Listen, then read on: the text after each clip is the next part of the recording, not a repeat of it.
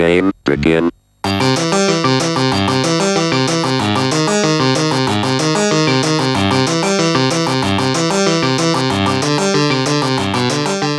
Hello and welcome back to the Spike Calling Podcast. I think we're publishing at a pretty reasonable gap since our last episode. Go us. Mike, I traded my Mox Diamonds away. What did I ferry for you last night? What did you ferry for me last night? All right, so I do not have a doorman building, so packages can get sniped. You own your own home, though. Yeah, I own my place.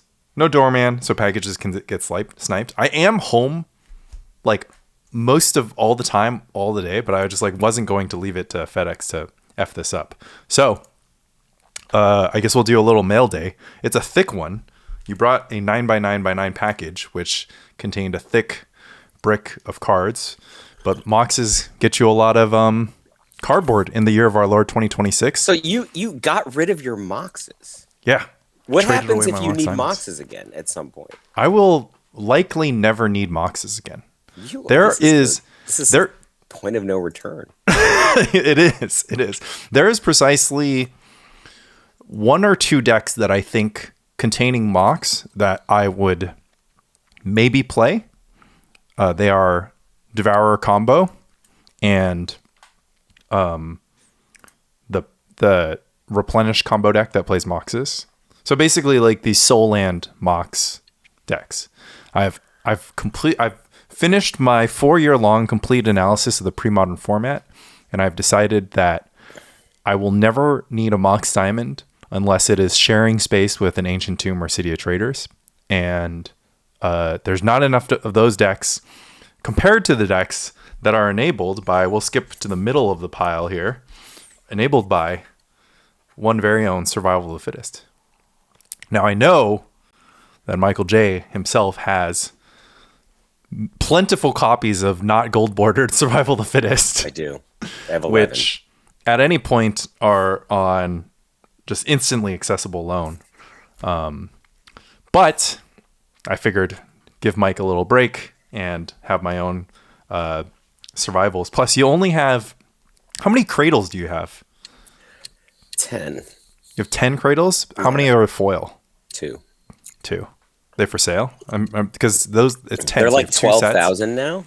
They're very expensive. Yeah, I think I should. They are in the high 4 figures. I don't know if they're I think they're 5 figures. I heard last night they were 12,000. They were somebody offered me like 900 2 years ago, and I was just Yeah. Just something. I am not that hard up for cash. Well, they're sealed. The two are sealed. They are sealed. Yeah. So 2 factory sealed foil guys cradles out there. If you you would sell them for a grip, right? I mean, yeah, I don't need 8 cradles. I only ever have 4 cradles in circulation. How many cradle decks are there? There's one. Hey, I don't play cradle in Stompy. I mean, I've seen cradles in like random like wild mongrel decks. Just seems I've seen cradles in like right, but you're never gonna open. You're never gonna like rip the plastic on. Like if anything, you would just like trade your foil cradles for more pre-modern cards. Like it would make more sense for you to trade them for like at this point in my life I would trade them for cash. For like six more copies of the rock, you know? Like maybe I was maybe getting yelled at the rock deck I posted last week. I was like, "Oh, how could you play these terrible basic forests?" And I'm like, "Dude, I have like another rock deck built. What do you want from me, man?" Well, in any case. It was also woke Mike overpays for well, they don't know the woke Mike joke. The joke is that woke Mike is tolerant of new bordered cards. A lot of these cards are Japanese, so I'm now like the proud owner of Japanese Priest of Titania. Actually, this is the big winner right here. Boom. Japanese Call of the Herd from Odyssey. That's what that set symbol says. So now I have Asian elephants, which is pretty sweet. Some Asian queer dryads and Japanese 7th. Sorry, I dropped some root walls. Japanese 7th Llanowar elves. It's kind of cool. Anyways, so gold border cradles and survivals kind of headlining the trade, and then basically all the HFEB stuff, all of the elf stuff, minus like a couple. Like I got 2 Drain Hermits. I need 2 more now. also Japanese. Not that I need them. Old Border Birds of Paradise, like a bunch of pain lands that I needed. I have an extra set of Gemstone Mine now. Gemstone Mine is my new bay, so happy to have 2 full sets of Gemstone Mines. And yeah, just like a bunch of sweet stuff. A Psychotog, so I only need 1 more Psychotog before I can give you back your 2. Oh, nice. So you know, we have like, so the joke is I've been playing Premodern for a while. I collected quite a few cards. I don't have good overlap, so I don't have many decks built at the same time together, because I have all the blue cards, but like I don't have, like, for instance, like, I don't know, 8 old border foils, right? So I have new border, like I have 8 original meddling mages. Those are $20 now. I have but I have like a lot of new border alternative stuff.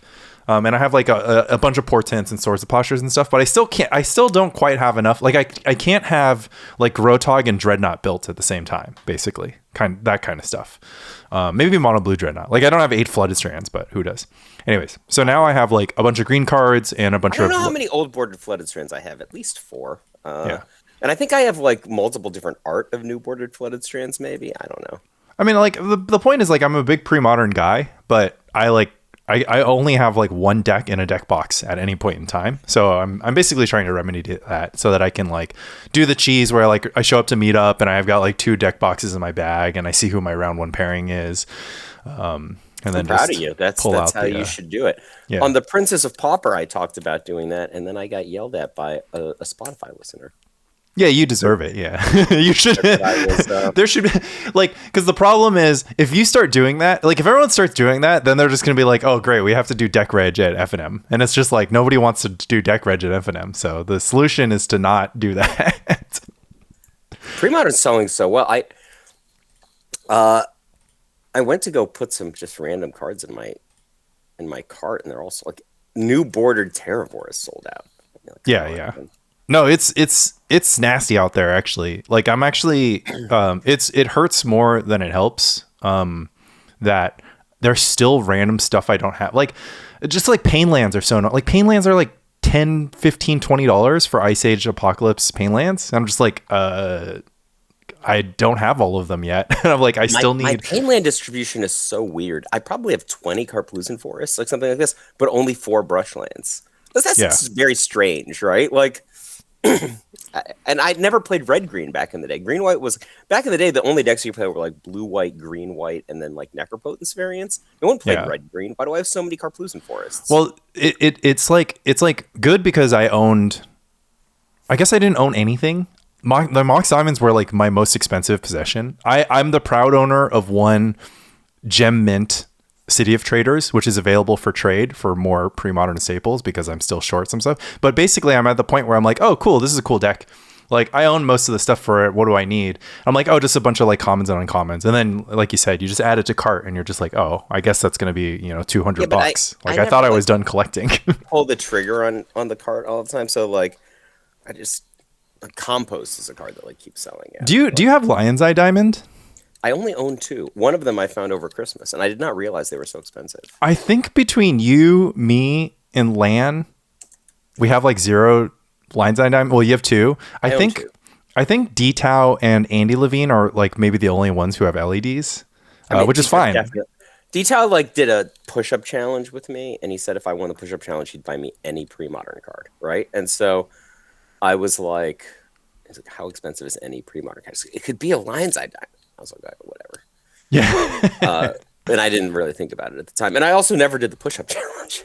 Oh, okay. Fair enough. It was actually like over a year ago. We were at the volleyball 1K that I won. And I'm like, I'm so detrained. I don't know how many push-ups I could do. And he's just like, also your push-up form could use some improvement. Yeah, right? He's gonna give you a hard time. Yeah. You can always get better. You can always improve your push-up form. Keep those scapulas engaged. In any case, so the my push-up is fucking beautiful for a regular person, and they're like, chest all the way to the floor. Your feet placement is too wide. Yeah, like, I mean, Detail's a grinder. You know, he's not some like you're kind of like a like an RCQ push-upper, and Detail's just a gravy trained pro at all forms of exercise, right? Although I guess we'll we'll have a little fun. We brought Dita to a spin class and finally finally got him out of his element. He was leaning too hard on those handlebars.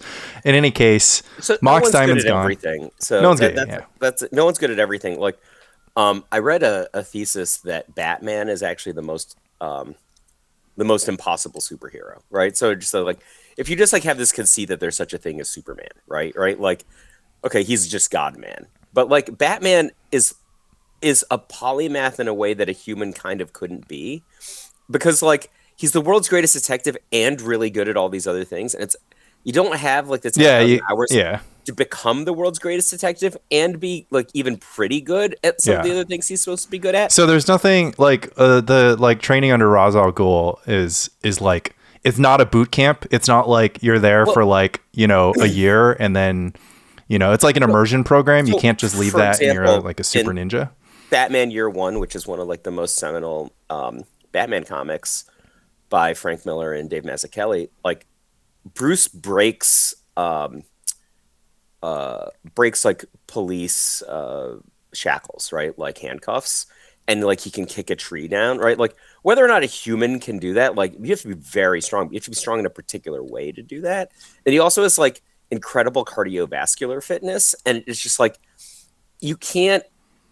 the same body can't be strong in this way and then also have this amount of cardiovascular fitness. They do a really good job, I think, of like when Dick is Batman and they like contrast them both as Batman at the same time. Like Dick is shorter.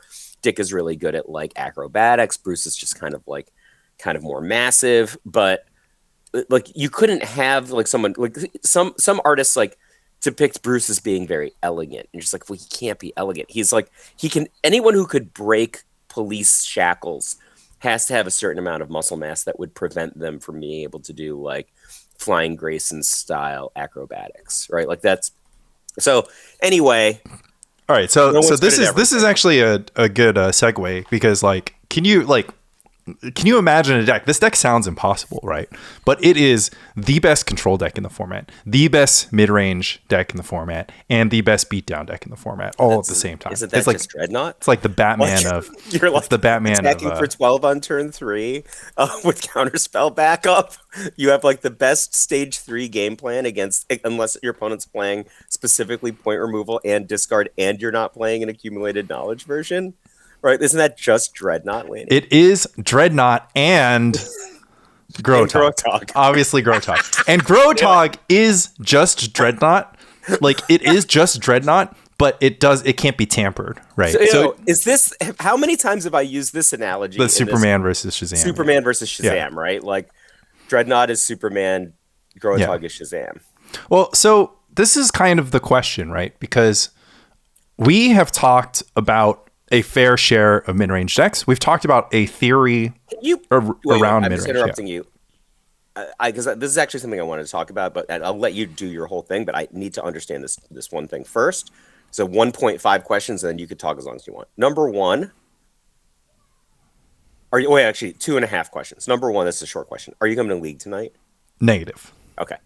Number two, I was planning to play either Aaron's new Fuck It We Call deck that has Call of the Herd in the main deck, which I thought, it's actually pretty interesting. Like, I actually liked the Call of the Herds better than the Ball Lightnings when I was playing that deck. And it's awkward to have both, right? So I was like, I will either play that tonight or Moxless Gat, right? And I know that you'll vote for Moxless Gat. I'm about to pose the question to you.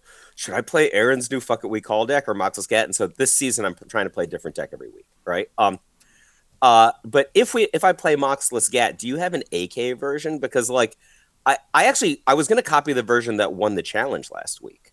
So it like top 4 the challenge, right? Top 4 the challenge. Yeah, or there is. I mean, we'll get to it, but there's also Blue White Psychotog, which is like that. Okay. I think Fluorescent Fungus is saying this is like the best deck in the format. Yeah. Fluorescent Fungus loves Blue White Psychotog, and we're all content creators here. Nothing's the best deck in the format. How different is?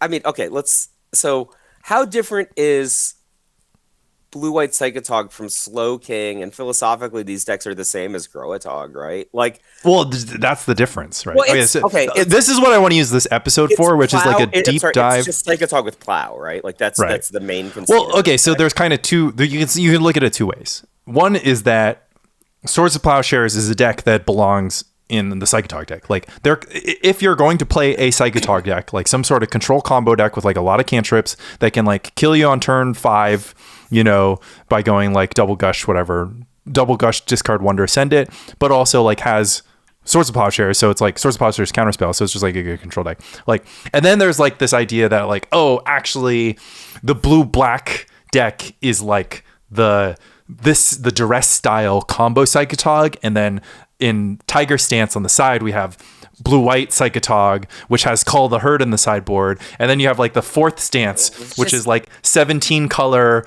like Gat, man. Has like, Cataclysm with Weathered Wayfarer, and I haven't even started talking about Gat. Well, so here's the thing. I was thinking about playing the deck that did well in the challenge, but which is 4 Psychotogs, only 2 Meddling Mage.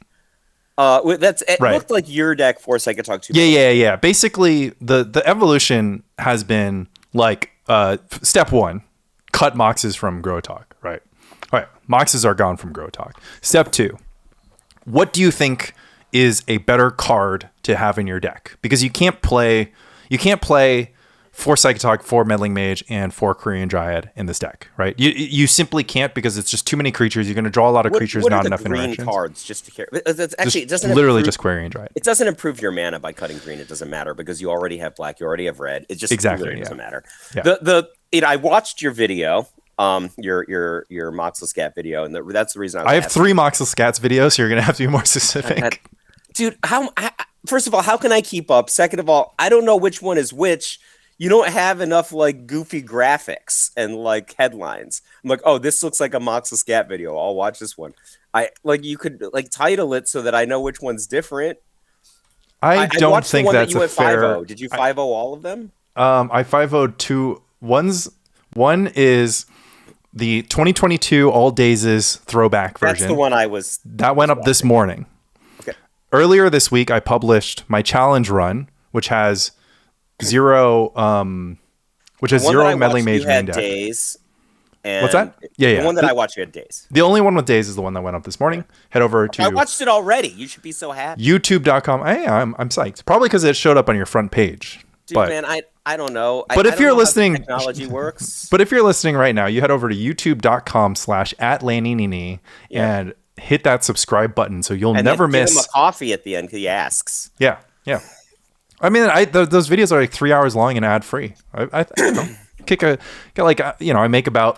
make on average 4 or 5 videos a month. So $1 per video if you decide to subscribe, and that's like $1 of that dollar saves you about like 10 minutes of listening to ads. Podcast is obviously ad free, although I would love to talk to TOA Magic, because I think we're moving a fair amount of Magic cards, but that's neither here or there. TOA Magic, Eternal Magic lives here. Promo code Spike Colony at TOA Magic. It's not going to work. I move and don't get any credit for. Yeah. Well, we need to talk about deprecating promo code Flores, which we have long known. I've never been paid attention. Results in 0 kickbacks. So we should talk about. The best is people are like, I always promo code Flores. I want to make sure that you get credit for this, and I'm like, dude, I don't get any paid. All right. If you are sitting next to Mike Caffrey right now, I would just give him a little nudge and just be like promo code. Specifically to Roland. Roland. Roland just won a Legacy tournament in Japan yesterday. Well, that's Roland. Anyways, we're talking about Psychotog. Is he gonna make it to League tonight? Oh, that's hype. Maybe I should go. I just can't. It's like raining. It's horrible. Anyways, everybody's going. Sonny's going. All of my. Oh my God, everyone's going. It's my birthday, so people are going. Oh, we announced. Shit. Well. That was my idea. Not even going to League. Yeah. Okay. Sure. Oh my God. I'm sure I'll turn 50 again. Oh, okay. I'll have to text my wife and just be like, it's Mike's birthly. It sounds like I should play Aaron's new burn deck because you're previously known as good friend Lanny is betraying you. Okay, well I have to come through then. and I can build Don't feel any elves. pride. I'm just fucking with you. I can build elves in HFAB. I can even build or I can build Dreadnought Hermit now because I have hermits. Hermits are Here's $10. the thing. I thought about this a lot. I'm like, should I convert my elves deck to, people call it cradle control, but it's just your untapperless elves, right? Yeah, There's some different details. Obviously, the settlers is a really interesting thing that people do. Some people are doing Martin himself was doing Avalanche Riders, right? So, well, let me give you feedback on this. Or should I just build another deck? But then I'm like, well, you have all the other cradles and survivals. No, but I have a pinch on Wooded Foothills. I have 5 Wooded Foothills decks in circulation. Oh, okay. That's actually that's the pinch. That's yeah. So I'm like, I have to take apart a burn deck to do this. That's or a goblin deck. Well, 2 burn decks. Goblins. Yeah, you could take apart goblins. Okay, so feedback on cradle control. This is what I think. I think that elves is, and I'm going to release a video on this. It's in the queue. Yeah. I was playing my Grotto deck in the challenge, and round 6 I get paired against elves, and they go turn 1 symbiote. I'm like, that's not that bad.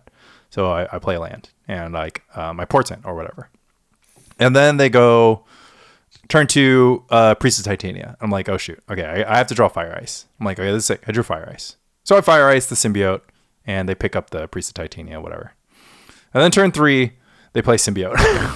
And I was just like, did you draw the Fire Ice? Because you deserve it if you did. I did not draw the second Fire Ice. So at that moment I thought to myself, like maybe a deck containing 4 Wired Symbiotes is still okay. and so my next elves deck contains 4 Wired Symbiotes. And this is like, I love how your arc was just like, this format is just about Gush's cantrip card drawing and Mox Diamonds to get maximum leverage. And then you're just on this for years. Like, that's your first idea. That you're just like, go through the gambit of Mox Diamond decks. You're just like, I'm gonna Mox Diamond in Replenish. I'm gonna Mox Diamond in Parfait, right? But then now you're just like, I came back all the way around to my original idea, and it's no Mox Diamonds at all. Yeah, pretty much. I mean, so this is basically the expansion of that, which is just that I still think that on average, Birds of Paradise is better than Quirion Ranger, right? You only need 1 Ranger. Just go get it. You don't have Birds of Paradise in the most recent deck, because I was going to make the deck that had Lay of the Land.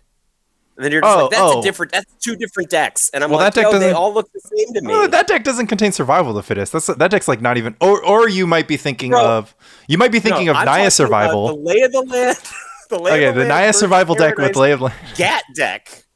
Okay, the listeners are getting confused. You're jumping a little too far over the place. I have many decks. So many decks. I build a lot of decks. Yeah. So if you scroll my YouTube feed, you can check out Naya Survival, which is a Miri's Guile deck, and then I have decks that I don't have videos on, which are my Terravore-less, Mox Diamond-less Armageddon Threshold decks, which have a Quiet Speculation variant and a non-Quiet Speculation variant, and they're 4 colors, and so they use Lay of the Land, and they use Miri's Guile. And then we were talking before about this sort of Cradle Control deck. I built a deck that cut a lot of Wirewood Symbiote and Quirion Ranger. Fran made some alterations, kind of leaned farther into the 2-drop slot, so he moved Call the Herd out of the deck or to the sideboard, and then Frank Rafellos went ahead and had a couple great finishes in the Italian Nationals. I don't know if it was Italian Nationals back-to-back years or if it was Euros last year and then Italian Nationals this year, but he won Italian Nats with that, completely undefeated. And his list included Orcish Settlers, which is the Parallax Tide combo on a stick. And the theory here was quite simple. Carpoozen Forest. Yeah. So the theory here was basically elves has too much dead air, right? Which is Quirion Dryad, Wirewood Symbiote, Priest of Titania. These are all super synergy bomb cards, and it didn't have enough of central do something meaningful stuff like Survival of the Fittest and Deranged Hermit, right? So I was like, you need to play maximum Deranged Hermit. You're just a Deranged Hermit deck. You're gonna win a lot of games where you just play turn 3 Deranged Hermit. You're gonna win every game that you play Survival, right?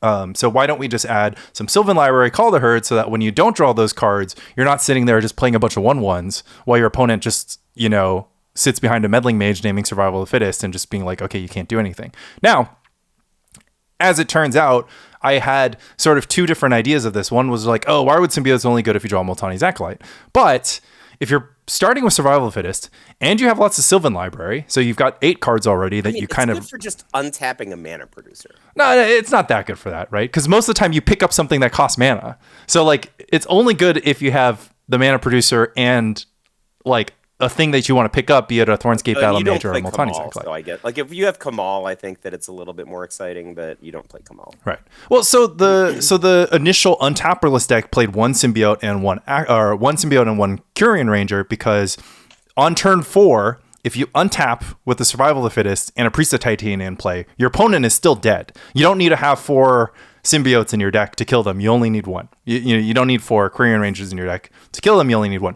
But I kind of rewound on my concept, which is just like, okay, well, maybe symbiote is just barely good enough of a card advantage card. One, because it saves your elves removal, which is like, it's not great, but it's fine. And then 2, like, then you're sitting in a thing where your opening hand becomes like, your opening hand can be survival, it can be Sylvan Library, or it can be Wirewood Symbiote and Acolyte, and then all of a sudden all your opening hands become super good. Yeah, so you have a way different distribution of keepable opening hands that are actually powerful, right? Like, exactly. Versus like the only opening hands you keep before are usually like Accelerator and Prey is one of the opening hands. Right, all mana, yeah. Accelerator and Survival, which is that's the hand that you want, or like no Accelerator, Survival, and Prey. Yeah.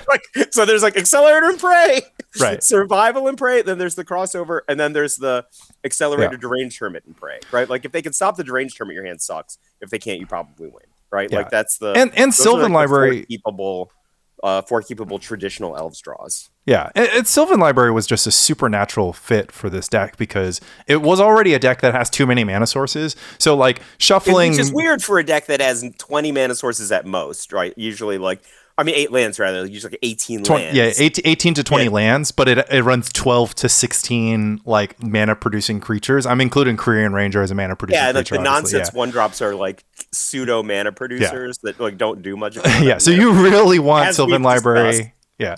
So that's the thing is like you had a double hedge. Like the elegance of all survival decks is that you have acceleration, which is super broken, and you have the escape valve, which is like, oh, I drew too many accelerators. Now I can just pitch them to survival. I think that there's some degree the elegance of elves was in a more naive time. Your opponent would just keep a hand of landed spells and you'd kill them on the 3rd turn. Right. I think that's really the inducement to elves. I mean, in the more naive time, people played decks that just had lands and spells. But this is going to close the loop all the way back to the very first thing I started with, which is like, we like mid-range decks on this podcast. We just don't like specific mid-range decks, right? We like Burn, which is a mid-range deck. We like Grotto, which is a mid-range deck. All of my theories are some version of mid-range, right? Like this philosophy of fire is a way of counting cards. Yeah. Like it's like card advantage. It's like converting cards to equity, yeah. Which generally doesn't count for 2-card combos, right? Because a Dreadnought is 0 fire units and a Stifle is 0 fire units, but a Dreadnought and a Stifle is 20, right? Yeah, I mean, but I think there's like a carve out, which is like, well, I think that there's like three theories that if you synergize all of them, like they're all separate though. Like one of them is stage theory, right? Like the Dreadnought Stifle thing puts you into stage 3, which means that your opponent's available draws become so narrow. Yeah. And a quick review on stage theory by one P. Chapin. That is stage 1. By me. Okay. I thought it was Reed Duke, actually. Oh my God. If I were in freaking Queens right now, there'd be a gun. I'm in my redneck era. Stage 1. The Beretta hat tonight. Stage 1. Be a gun. I made the stage theory. Stage 1, you have cards but no mana, right? Stage 1, I called it basically mana screwed. Yeah. Okay. You have stage 1, you have cards but no mana. Stage 2, you have mana and cards. Stage 2 is playing Magic. Yeah. Right? Stage 2 is playing players are doing things. Yeah. Stage 3 is you have no cards.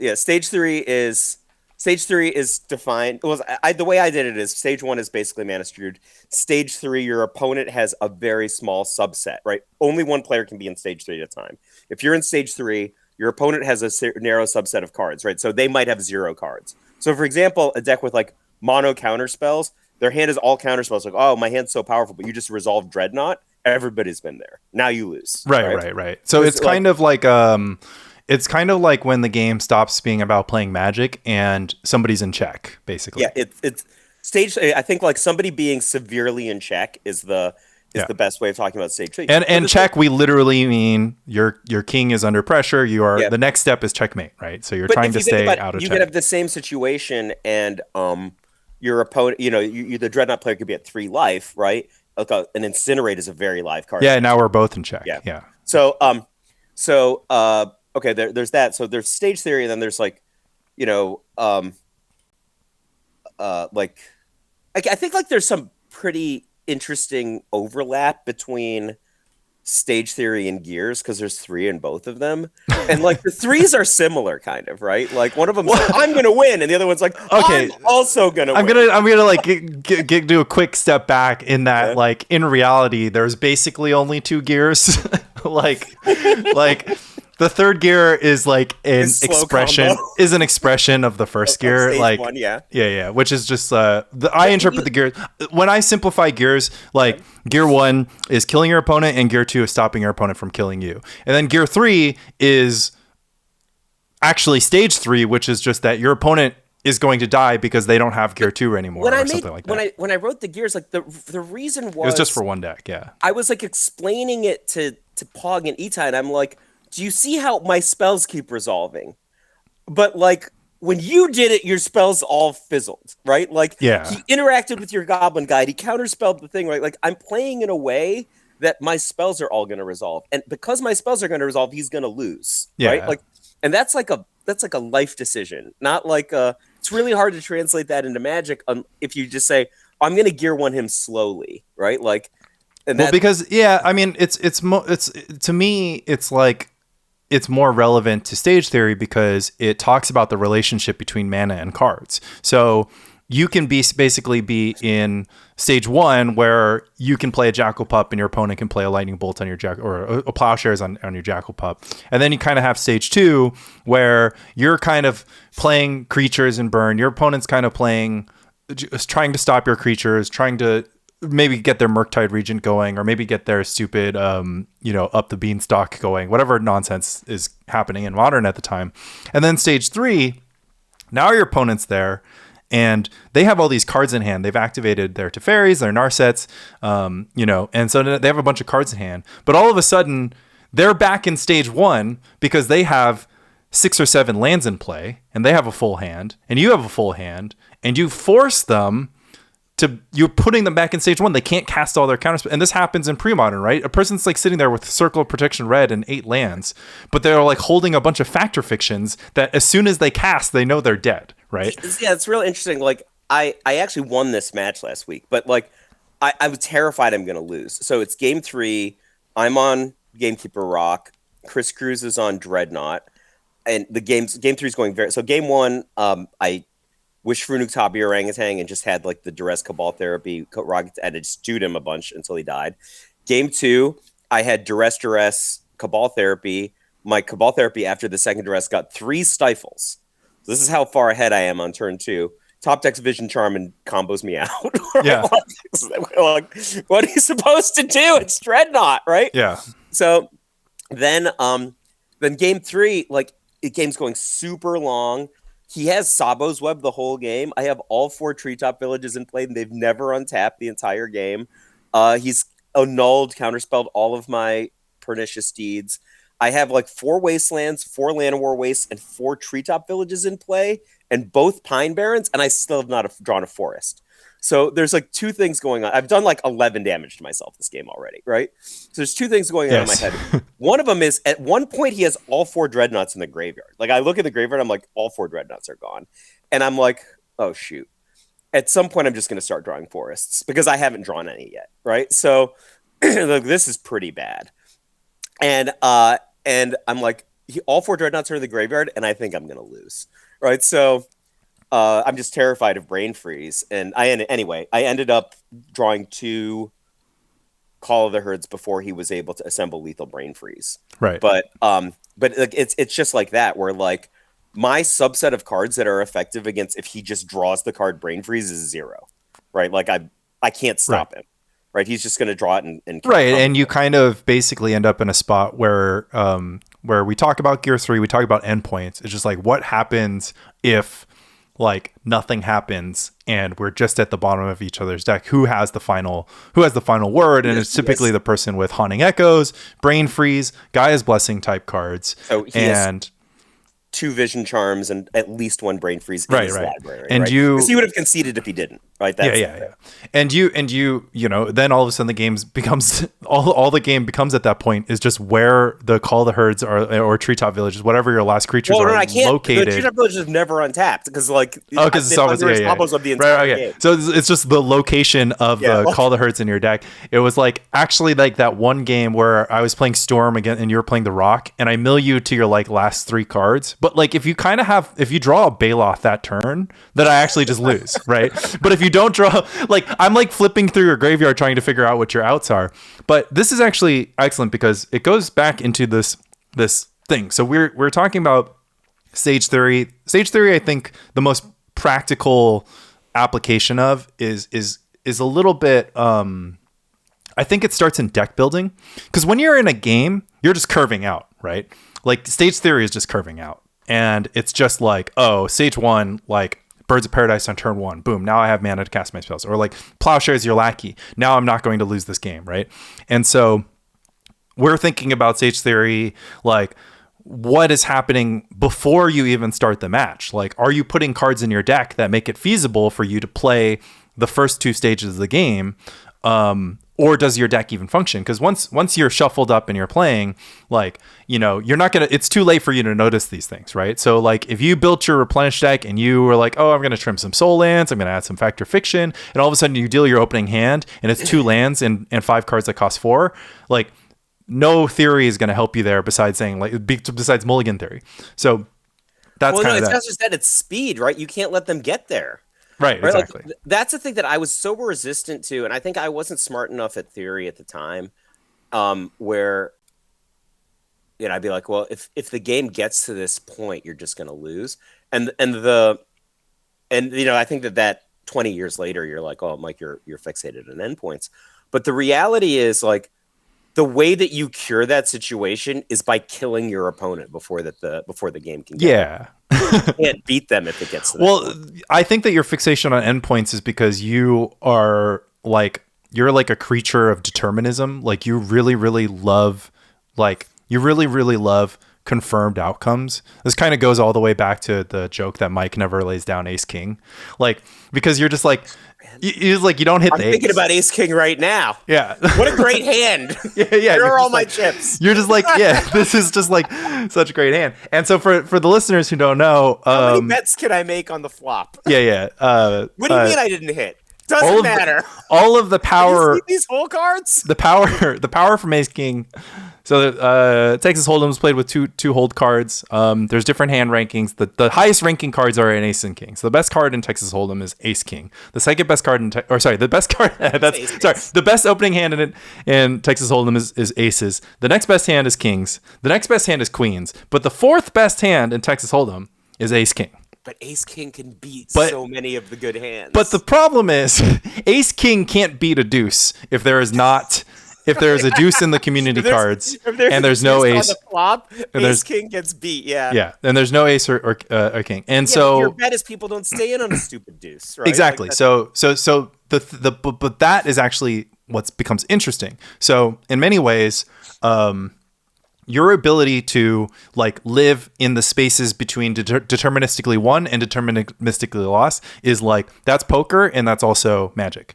And I think that you really like to talk about endpoints because that's the one thing we know for sure. The one thing that we know for sure is that at the end of the game, if both players do their thing, like the player with more card advantage, more value, more endurance type stuff, like I said, the Haunting Echoes types cards and like whatever, and it gives you a very distinct strategy to pull towards where you're like, as soon as you put Gaia's Blessing in your deck, I put 2 Gaia's Blessing in my Grotto sideboard, by the way. As soon as I put those 2 cards in my sideboard, I could just play the game entirely differently, right? Now, all of a sudden, I don't have to kill my opponent. My opponent has to kill me, which means if my opponent has to kill me, I can focus all of my resources on stopping them from doing that, and I don't have to think about killing them, and it lets me transform my deck. And now all of a sudden I'm like, okay, well, I can board out some Korean Dryads and Psychotox. Like, I can board out and I can just be a control deck. I have Accumulate Knowledge, I have Gush. I'm going to draw a lot of cards. I'm going to see a lot of cards. Like, the Xerox engine is still really powerful. Like, if you guys blessing back some cards, you might be shuffling a Portant. You might be like shuffling a Portant that you cast earlier. You're going to put more Armageddons back. If you need Armageddons against Manlands, you're going to put more Plowshares back. You're going to put more Counterspells. You're going to put more Accumulated Knowledges to draw more cards. So it's very easy to do that. And then the final question becomes like, okay, well, why doesn't everybody do that? And it's like, okay, well, because the balance of the format is some decks are going to kill you before you ever see the cards that you shuffled back into your deck with Guy's Blessing. I mean, like, you kind of can, right? Like, there's the famous story of Aaron being on the wrong side of a Guy's Blessing that he didn't think was going to be there, right? Like, in a deck that doesn't seem like it would be a Guy's Blessing deck. So like but you know, things can happen that are bad, right? You don't want to draw Guy's Blessing in some matchups, or like in some decks, you just don't want to draw it, right? Yeah. The other thing is it's counterable. So like if you have two, like, you know, let's say you're playing like a red control deck and you have Guy's Blessing, like if you draw two Guy's Blessings and you need the Guy's Blessings to interact with each other, they stop being prophylactic against somebody's ability to deck you because they just can counterspell them. You know, they become exposed to graveyard removal. I think that some of the stuff is good. It's like, I think they're like a, I don't know, like maybe like Jack King suited, where sure. Like if nobody's looking for them, they have an outsized amount of value, but they're kind of bad if you have to play them. Yeah. So it's really hard to talk about poker, obviously, because our mixed audience is not completely clear on how equities work in poker. But I'll add this, which is a really important sort of concept in poker now that there's poker engines, poker solvers that tell you the perfect way to play the perfect every hand such that you can't be exploited. And there's a common saying amongst people who study poker, which is complexity is an infinite resource for the solver and a finite resource for you. So the solver can understand every possible outcome, every possible run of cards, every possible thing that your opponent is going to do, such that it knows that it's doing the absolute correct play. And we are very, very bad at grasping complexity. Same, like chess is exactly the same way, right? Like, you know, an average human can think a few moves in advance. Magnus can think very many moves in advance. He still has, obviously, grandmasters still rely on intuition, right? And then the chess engine can think essentially unlimited moves in advance. They can think about every possible way the game's going to play out, right? So Magic doesn't have the engine, but complexity is a finite resource for Magic players. And that's why when somebody posts like what's the play thing, pretty much we can't tell if the play is plus 1%, -1%, plus 5%, -5%, unless it's like lethal in 2 or 3 turns, right? I used to do you make the play stuff on TCG Player, and I think you just ask smart players what they would do in that situation. And sometimes like Brad Nelson would be like, why did you get in this situation? Yeah. He looks at the board, just like, it's like, it wouldn't happen to me. Made this play last turn to get into this situation based on the cards that are in your hand on the battlefield in the graveyard. Yeah. Like, you shouldn't be in this situation.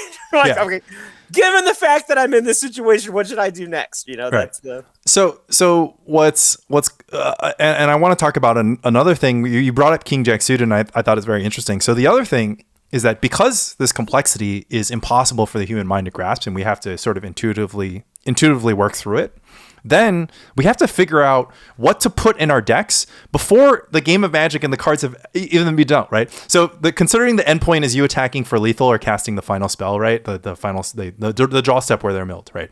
You've executed your combo. So working backwards from that, every layer from that point is just increasing amounts of complexities. By the time you get like 5 turns before the turn your opponent kills them, there's probably already too many worlds for your tiny brain to grasp. So when you sit there and you're making a deck and you're like, should I put Meddling Mage in it? Should I put Armageddon in the sideboard? Should I put Dress in my Psychotalk deck? Right?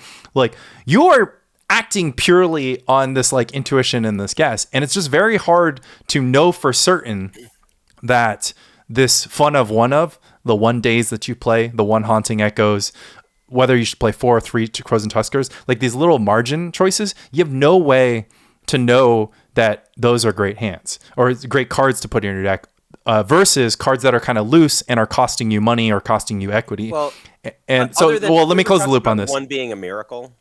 Well, one is a miracle. Yeah. One is a miracle, but if you use that logic, then you would start putting one of everything in your deck, right? So the question becomes like, which one is the miracle, right? Should you play the miracle Two Guys Blessings? Should you play the miracle Haunting Echoes? Should you play the miracle Disrupt in your whatever, the miracle Misdirection, right? These are a lot of cards that people like. Disrupt is that's now on my list. It's going in 61st card in Moxless Gat. All right, the miracle Disrupt. So if you, it's a cantrip at least. So if you every time you hit someone with a Disrupt, like you feel like you've already won the game. So if you study the solver, a really interesting thing happens. So we've talked about the best hands: aces, kings, ace, king, right? And there's the worst hands, 2-7, whatever. And there's kind of like pretty hands, jack, king suited, whatever. And then there's like this really, really weird hand that the solver gives you, and the solver will be like, if you get dealt king 6, you should raise. And you're like, why should I raise king 6? Like, this doesn't make any sense. It's like, you don't raise king 7. You don't raise king 5. 7 is too good. You don't even raise king you don't even raise king jack, right? In certain positions, depending on your opponent's position. But king 6, and only king 6, you should raise with like a 66% frequently, or 2/3 of the time. You should raise it often, right? You should raise it way more often. You sit there, you look at the chart, and you're like, okay, if they bet into me, pocket aces, I'm going to raise. Ace king suited, I'm going to raise. Pocket jacks, I'm going to raise half the time. King 6, I'm also going to raise half the time. And you're like, who brought you to the party? And the thing is, the solver has went and it's gone through infinite worlds, right? Where the cards all run out, and king 6 all has the water in late Titicaca. Exactly. Well, luckily this is algorithmic and not AI driven. So, anyways, and the solver was like, guess what? King 6, 1, you have a king, so your opponent has many, many fewer ace kings, pocket kings, etc. So that's kind of cool, but it's not an ace, because the problem is if you have an ace and your opponent has an ace, they raised into you. They could have a better ace, anyways. And then 6. Well, guess what? Every now and then the community cards come out 2, 3, 4, 5. And your opponent is rubbing their hands because they made a straight. And guess what? You made a bigger straight, and you're taking all their money. And that happening 0.05% of the time makes king 6. So it's just like, Lanny, it's just like this weird thing that happens. Dead, okay. So the problem is, okay, let's go back to reality, right? Just like, right. So, okay. So here's the problem. You can't raise king 6 and king 7, right? And you can't even raise king 10. So you raise king 6 only. Magic is much the same way. People start building decks and they're like, I'm just going to put a Misdirection in here. It's like, well, Misdirection is kind of fun. Let's just play 2 Dazes as well. Let's play an Annul. Let's play 1 Brain Freeze main deck. Let's move that Parallax Hive from my sideboard to the main deck. 1 Annul in their deck. Yeah. And all of a sudden you're sitting there and you're like, okay, now you're raising king 6 all of the time, and you're raising king 7 and king 5, and for some reason you just decided that jack 4 is a hand that you love. One stopped right? being a miracle. I got it. Right. Exactly.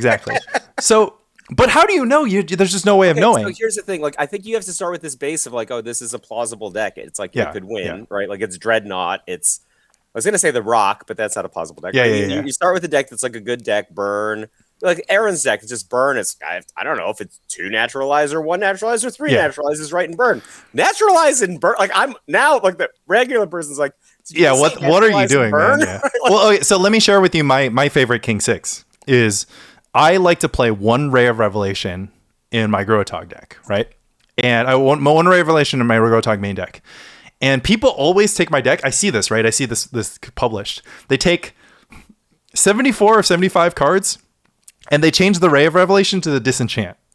And they're like, it makes so much sense. I'm just like, no, you're misunderstanding here. You're going to lose if your opponent has an artifact or enchantment that you can't beat. Having 1 more disenchant to beat the artifact, like Ensnaring Bridge, like you're going like just let yourself loose to that. But if that artifact or enchantment happens to be a stasis, happens to be an Oath of Druids, happens to be an opalescence, you're still going to lose. But like you said, now you have a miracle. And not only that, when you have that miracle, it's 2 miracles. And that is so much more important than just sometimes getting an artifact, like trading 1-for-1 with Mox Diamonds. Ray of Revelation is a Winklevoss twin. Yeah. Right? Like, it's like 7 feet tall, on the rowing team, a billionaire, and there's 2 of them. Right? Like, if you just think about it in the abstract disenchant, you're just like, how good is a disenchant? It's like, I don't know. It's like, is it better or worse than a counterspell? Like, exactly. They're kind of comparable. Like, neither one is like great. They're like a 2-mana response card that's only good some of the time. Exactly. Yeah. And like, Array of Revelation is even worse than that, except for when it's good. Except for when the board comes out 2, 3, 4, 5, and then all of a sudden you're taking all of your opponent's money, and that's actually what's so important, because so good when it's good. Yeah, it's just like, oh, you thought you were safe. You had a hand with 2 Oath of Druids. It's like, oh, you duressed me, and you're planning on resolving Phyrexian Arena. There's just so many random spots. Or it's like, it's so simple. The replenish decks are running counterspells now. Or you just foil. Or think about this. Yeah, or when you foil. Or think about this other thing. You're playing against Enchantress and you're trying to enact the counter all the replenishes, destroy all the opalescence strategy. It's like, well, guess what? Now you have a card in your deck. You're planning on countering all the opalescence and replenish. Now you have to counter 2 fewer opalescence. So Ray of Revelation is like... Lanny, I have important questions. All right, it's 3:25. Okay. To leave the house in like 2.5 hours. I haven't worked out yet today. I was supposed to do a business call. Then I said I started doing this podcast. This guy's just like, oh, it's a good time to try. I didn't realize like England is +4 GMT. I thought it was +5 GMT. I thought he was late. Savings. Yeah. Turns out I was on a podcast when the call was about to start. So I like, but it's 2.5 hours before I have to leave for league, more or less. All right. Here's an important question. Is Moxless Gat good against Wayfarerless Terravor? Or is Burn better against Wayfarerless Terravor? Against Wayfarerless Terravor? Against my deck? A matchup that's never going to happen? But no, he has 4 Wall of Blossoms in the deck. It's the perfect deck. Oh, you're talking about Wayfarerless. You're talking about Naya Control. Yeah, so Wyatt has a deck that is just the perfect deck. He took Terravor. He took the version I like, which is the Abundance Terravor deck. Took out Wayfarer, the dumbest card that everybody hates, including Andy Levine, who also loves Wayfarer. It's a really weird Andy Levine situation. He put in Wall of Blossoms, which is like the highest floor of any card in the history of Magic. So it's such a high floor, right? And then, but he has all the cards that I love. He has Gaia's Blessing for the Abundance combo. He has Abeyance in his sideboard, and he has main deck Thawing Glaciers to power up Dust Bowl, right? Is Moxless Gat good against this deck, or is Burn better against this deck? Here's what I think. It's going to depend on your approach to the matchup, and we kind of have to figure out what that is. But if I'm playing Aaron's deck, it's a Call of the Herd deck, and Call of the Herd and Jackal Pup are both pretty bad against Wall of Blossoms. So I built Moxless Gat, and especially the 0 Meddling Mage version, specifically to defeat Wall of Blossoms, right? Yeah. And people are like, oh, why don't you play Nimble Mongoose? Why don't you play Anured Brushhopper? My answer is the same every single time. Bump into an 04. Yeah. Anured Brushhopper is by far the worst. Like it's like the Andrea Bargnani of premodern. Like it went first in the draft for some reason, but it's just in all these decks and doesn't win any games. It's like, I think that card sucks. 3/4 for 3, like, is a shitty ability, doesn't get through Wall of Blossoms, loses to any creature that I would ever actually want to loses to Okay, so Anured Brushhopper is not in the conversation. Angels, loses to 12/12s. Oh my god, I hate that card. So this is my perspective on this. Psychotog lines up extremely well against Terravor and Call of the Herd, right?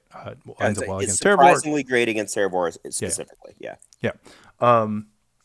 Korean Dryad is also good against Wall of Blossoms and Call of the Herd. The Moxless Grow deck is the best Dryad growing deck on the planet, right? It's just like, it doesn't have Moxes anymore.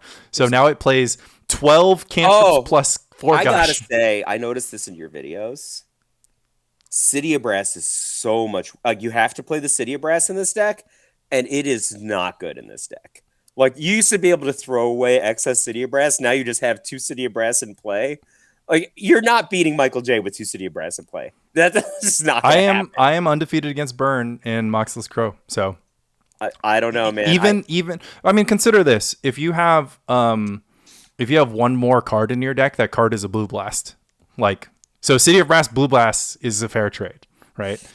Like, City of Blast Swords of Plowshares is a fair trade, because the point is you're drawing more blue blast and Swords of Plowshares because you don't have Mox in your deck. Knowing you, like, I know how you play. Like, you'll let Dreadnought have a turn cycle, right? I'm just like, I'll let them have a turn cycle in order to guarantee that I resolve I'm going to resolve the interaction. I try to stay at 13 life or above. I have seen you do this so many times. Yeah, but in this world, I mean, I've grown.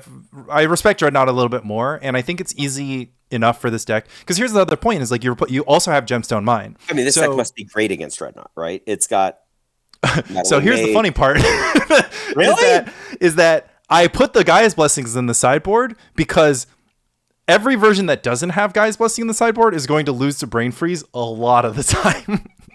I mean, when he was on with Moxless Gat, but I beat Roland with a non-lethal Brain Freeze. He just conceded on the spot. I flipped over his AKs and then cast my AK. It was great.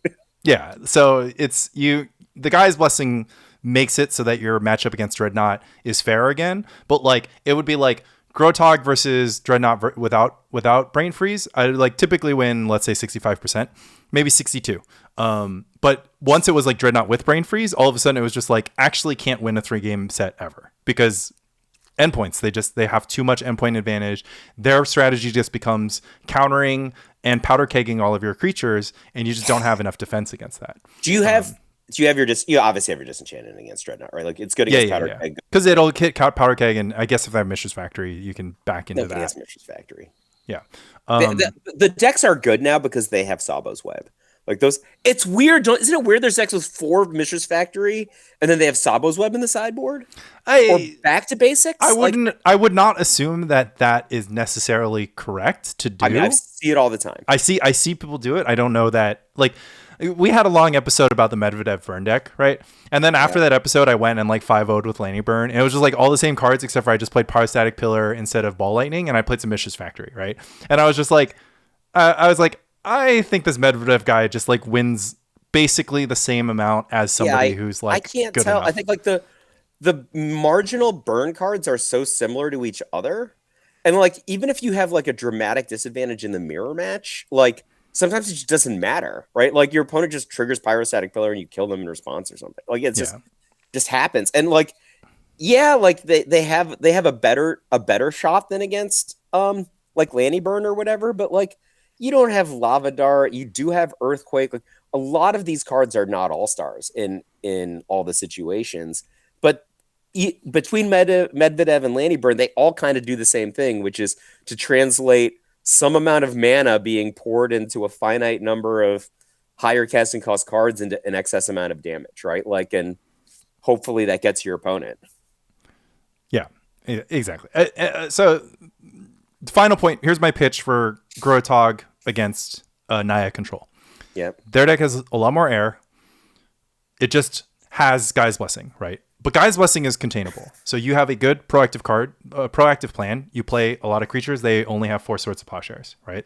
You have a good reactive plan. No, they don't only have 4 Swords of Plowshares. They have infinite Swords of Plowshares. It's the whole point of the deck. Well, in order for them to get them back, they have to resolve one of 2 Gaia's Blessings. And that means you just need to counter a Gaia's Blessing. Because they can't force a blessing with a Fact or Fiction or Intuition. You've never actually done this, right? This is like a theoretical model. Well, if you ID that your opponent's plan is to bless you out, then it's very easy for you to stop, right? But the other thing is exactly what I'm saying. They only have 4 Swords of Plowshares until they start casting Gaia's Blessing. At which point they've. So all you have to do is draw one more creature than they have Swords of Plowshares with your all cantrips and gush deck before they Sylvan Library shuffle their way into their Gaia's Blessing for 3 Swords of Plowshares, right? And then at that point, you have to counter that Gaia's Blessing. And they also have 2 main deck Pyroclasm does nothing, main deck Mox Diamond does nothing, main deck Armageddon does nothing, main deck Seal of Cleansing does nothing, main deck Cataclysm does nothing, and post board, you can Ray of Revelation targeting Sylvan Library, and that's probably good enough. All right, so your vote, unsurprisingly, your vote is for Moxless Gat. I think that Stephen Wyatt Bush was not thinking about the Moxless Gat deck when he built this deck, because why would he? I love Stephen Wyatt Bush's deck. I think that's because I've been saying like Terravore is my number one LobsterCon choice, but I think like I haven't even played one game with it, but I just love every card in SMBB's deck. I mean, yeah, obviously Thawing Glaciers is like a this shortcut. Is like the Michael J. Cat shortcut name, right? Like okay. I love the mid-range deck. Closing the loop on everything is mid-range, or talking about everything is mid-range. So one of the things that I wanted to like emphasize was because people started getting really hung up on like, this is a combo deck, this is a tempo deck, this is a control deck. And there's no such thing as a tempo deck. Same as there's no such thing as a Mike. Deck. I'm saying what people say to me, okay? Because I actually had a pretty simple point, which was so people like, I started like 4 straight videos with, okay, so the first video was like, let's see what happens if we cut Mox from Grotto. And then every video after that was just like, there is no more such thing as Grotto with Mox. It's not like there's 2 versions. It's not like if you like playing fast, you should play Mox. And if you like playing control, no, I was just like, there's just no Mox version. And people still were just like, oh, I get it. If you don't value tempo, then you can cut Moxes and be a better control mid-range. No. And I was like, shut up. I'm going to play my exact 2022 list with all the dazes and all of the quote unquote tempo that you fucking love. Were you following me when I was just like obsessed with putting Borderland Ranger in every deck? Because it's so many Borderland Rangers. This is like 2007 or something. I said many. Yeah. This is a new bordered card, so it's after my last new border set, which was Time Spiral Block. Right. So I was just what happened was, I think this is 2 and a G for 2/2. That's to the tutors a basic. And like I think like BK was putting Crozen Tusker. This is like literally a Crozen Tusker. He had just won the boat the cruise tournament with the boat brew, the red white deck with Ranger Vios and Knight of the White Orchid. And I was just like, it's too hard to get Knight of the White Orchid to work. Right? Like your opponent has to have more lands than Knight of the White Orchid is a one-time Weather Wayfarer for planes. It puts it into play. So I was just like, you know what? I'm just going to play this like card that is worse than Knight of the White Orchid in every way. It's more mana, doesn't fight as well, you know. Yeah, Knight of the White Orchid is 2/2 with first strike. The other guy is a 2/2. But like always works. Like I don't have to worry about it. And then I went through this just like I think I said out loud at one point, like, I just can't imagine playing a deck without Borderland Ranger. And it was, I never won any tournaments with Borderland Ranger. I won tournaments when I started doing things like taking. Okay, and how does this relate to Mox Diamond?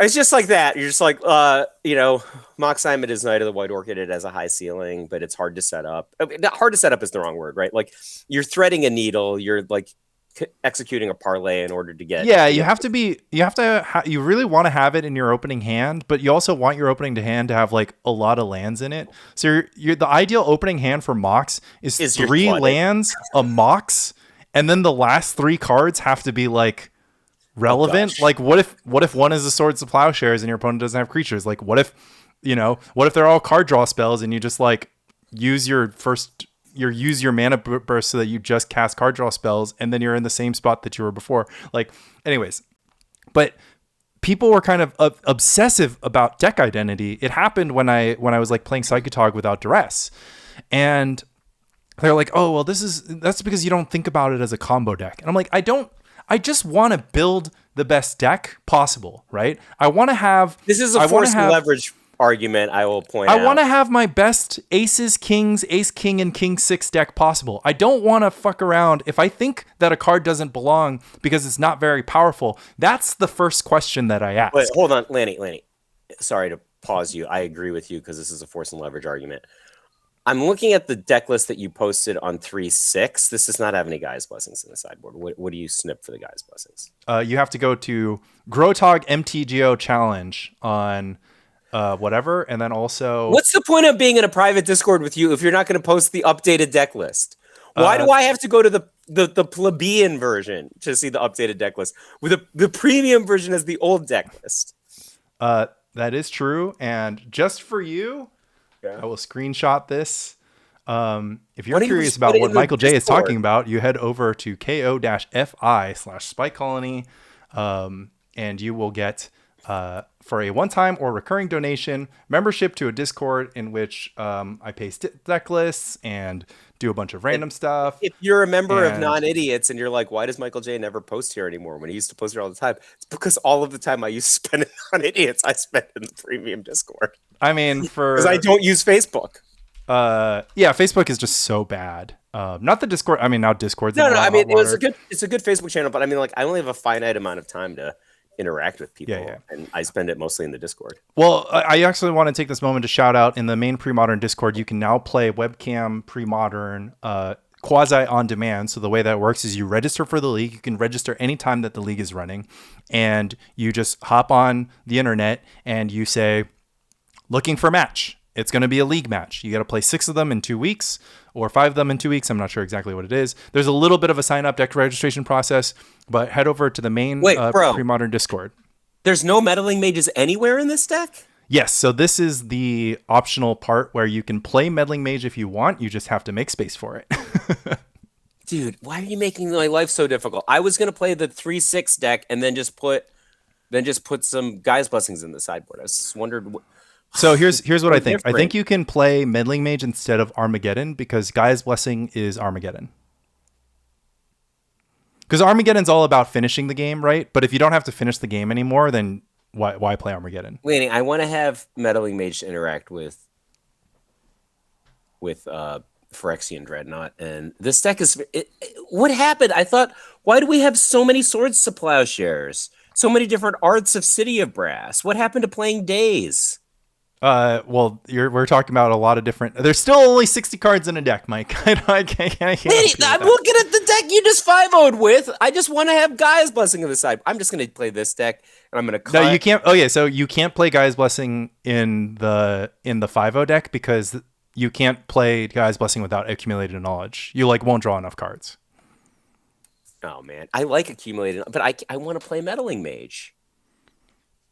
You are just pushing me into the arms of Aaron Dix right now. Okay, look, this is what you are doing. Yeah, I mean, look, literally, some decks are more challenging to build than green, red, burn, but it is a cross that I bear that I continue to work on Grotto. I can send you a list. That I would play that contains the card Meddling Mage in it if you want and take the burden off of you. But yeah, I wouldn't play Days and Guy's Blessing don't belong in the same deck. I'm going to go out on a limb there. It's not, first of all, I would find Gat to be a challenging deck. Like we joke that you don't know how to play Control, for example, right? I'm not good at playing low resource, skin of my teeth. Here's my last point. I'm for example, I think Psychotog Math is probably near the bottom of my skill set. Yeah, right? I would recommend working on that. Yeah, so not like we said at the beginning of the podcast, nobody's good at everything. I don't think that I'm good at that.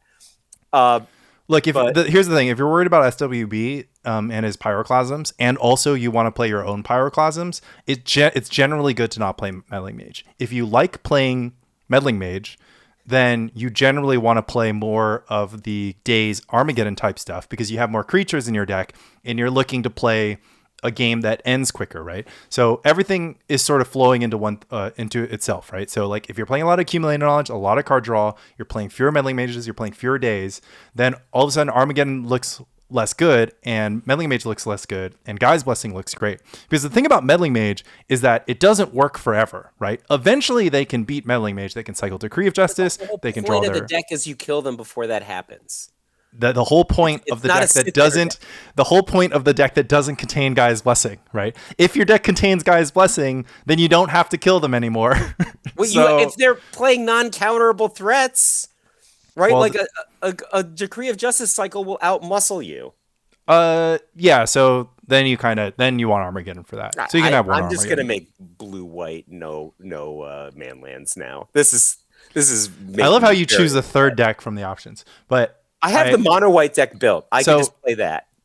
I want to talk about this deck identity thing because a lot of people have taken Lanny decks and they're trying to get straight to me. I'm just like they're just like, oh well, you just made the rock, right? They're just like, you just turned elves into the rock. You just turned Grotto into a mid-range deck. You just turned Psychotog into already a mid-range. Yeah. You just turned, and I was just like, I don't take that as an insult, right? I'm building the best deck that I can. The rock is not a good deck. Like, it's not that mid-range is bad. It's just that the rock is bad at mid-range. It's playing 8 discard spells, and your opponent just top decks the out. Like, how is that a strategy? I like, the strategy. Just describe this. I'm like, duress. Exactly. All therapy for 3 stifles. That's why I said it. And the next turn he goes, Phyrexian Dreadnought Vision Charm. No, that's 100% why I said it. Like, I'm saying that because the game that you described is exactly the shortcoming of playing Duress and Cabal Therapy in a deck that doesn't have Hermit Fed combo, that doesn't have Iggy Pop go off, that doesn't have, resolve survival of the fittest. All the rock deck is doing is just playing black counter spells. And here's the thing about black counter spells. They're a lot worse than blue counter spells. Well, there's a lot going on. I think we could make like an infographic that was like a bunch of overlapping circles. And then like the 2 fundamental circles are, can play Sabo's Web, is destroyed by Sabo's Web. Like that's well, we talked about that last week. No, but then here's the other ones. Like, can stop someone from killing you with a brain freeze, kills them before the brain freeze kills you, right? Yeah. Like, and then like, I think the perfect deck is like, oh, not destroyed by Sabo's Web. I think it's Guy's Blessing Grotog. Can use Sabo's Web. Can kill someone before they brain freeze you out. Can stop a brain freeze, right? Like the rock is just so fundamentally bad against brain freeze. It both can't stop them from. You can, I guess, if you have a well-placed Haunting Echoes, right? Okay, Mike. But like, here's what we do. You can't play Meddling Mage in Blessing Talk. We've just established that. But you can change the Armageddons for Sabo's Web, and if you're worried about Decree of Justice, you can play Fluorescent Fungus's deck. with well, I do want to clarify that is Nacho's deck from the Italian Nationals, where he got top 4. So it is an Italian Nats deck from. Well, just the deck that he's advocating. Yeah, he's advocating for. But people get a little bit sensitive when you credit not the deck designer for the deck. And Fluorescent Fungus is in our Discord, and Nacho isn't. Is he? I'm not saying he's. I don't think he is. Unless he's a lurker. Because sometimes I'm like, they're not in the Discord. Like, they're in the Discord. I'm like, yeah. And by that I mean scrub this from the podcast. Okay, focusing up on Guy's Blessing Psychotog. Take out 1 Armageddon for 1 Sabo's Web, and then play 1 Engineered Plague instead of 1 Pyroclasm, and so you won't lose to Decree of Justice, and you won't lose to Man Lands, and you'll have Guy's Blessing. But you can't put. I don't think you can. Like, if you want to try to fit Meddling Mage in that deck, you're welcome to. But I think that, like you said, like I said, Meddling Mage is you play Meddling Mage, you're going to name Plowshares, you're not going to cast any more of your own Plowshares, and you're just going to attack. And that's really, really good against Replenish, and it's really good against Terrageddon, and it's really good against Blue-White Control, right? And all manner of these decks, or Blue-White Control with no Mishra's Factory, right? Meddling Mage is amazing, right? But if you have Meddling Mage in your deck and your opponent has cards like Pernicious Deed, like Call the Herd, like Pyroclasm, like Multani's Acolyte, then Call the Herd is a tough one for Meddling Mage, but Pernicious Deed isn't really a tough one, I think. Well, you have to name Pernicious Deed with the Mage. Oh, the card that destroys you. You just name that with Meddling Mage. But it destroys you a little bit less, right? Because now it doesn't just pick up a bunch of moxes on the way out.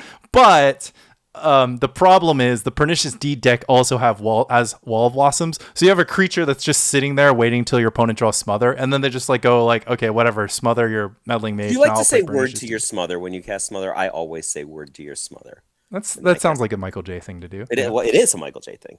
That is literally a thing I just described to you that I do. Yeah. So this is the interesting thing that I would say. I would say that the Daze deck is a much easier deck to play. It's just The games are shorter. You're a better beatdown deck, right? You just win.